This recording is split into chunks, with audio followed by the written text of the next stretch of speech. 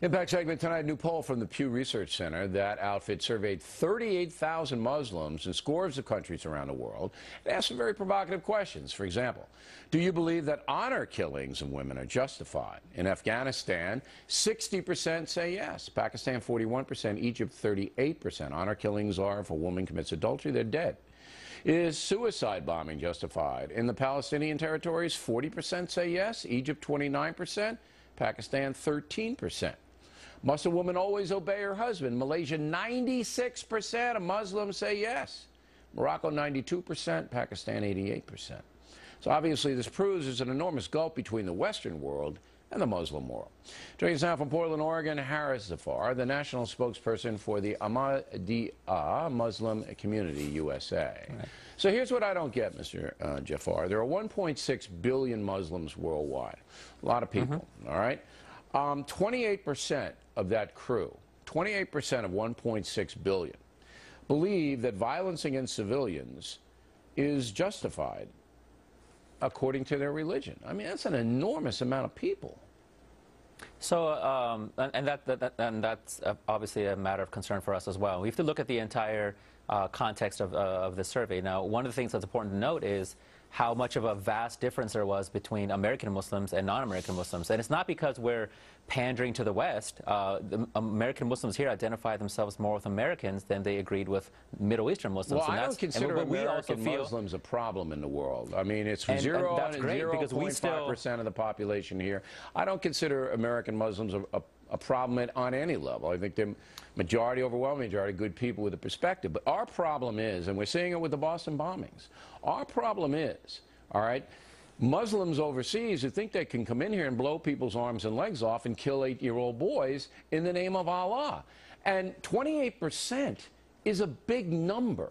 If 28% of Catholics or Baptists or Jews thought that killing civilians was justified by their religion, there would be an outcry and a scandal like you wouldn't believe. Sure, and that's the point I was driving at, Bill, was that the fact that there are Muslims, not just in America but other parts of the world, that in greater majority, maybe even according to this poll, less than 1 out of 10 agreed with any violence or suicide bombing in the name of Islam, indicates that it's not systemic within Islam. There's nothing about the faith. No, it's a 28% number. If you look at the countries and where this is happening, it's countries that have incredibly high rates of illiteracy. Economic situation is extremely low, and according to Robert Papp, for the professor at Chicago University, who is an authority on terrorism, he said that ever since the 1980s, every single suicide campaign has had at its core a democratic society occupying a land that the terrorists prize. And so this is more of a political matter about land, about occupancy, than it is about religion. So okay, well, it's important to make that distinction about where that's happening. On here, because then I would shred the professor's argument and make him look foolish, because most terror bombings and suicide bombings are directed from one Muslim to another Muslim.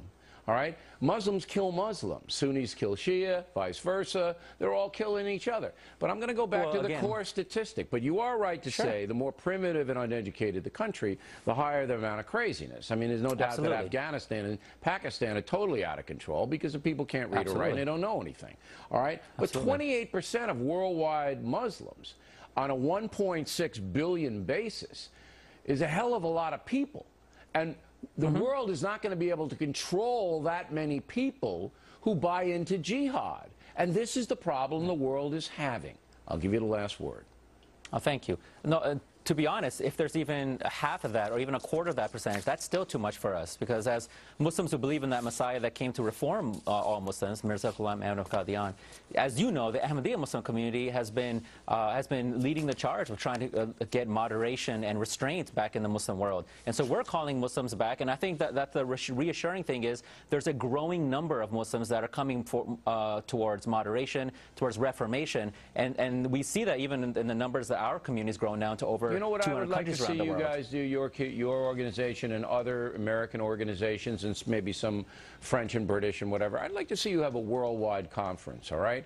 And then issue some guidelines. I mean, you guys got to start to organize and fight back absolutely. against this. And we try to be organized, and we want our voice to be heard. The voice has to be heard because it's a voice of Islam. Just don't have it in Pakistan, or they'll blow the hell out of you, Mrs. Zafar. We'll invite you over, though.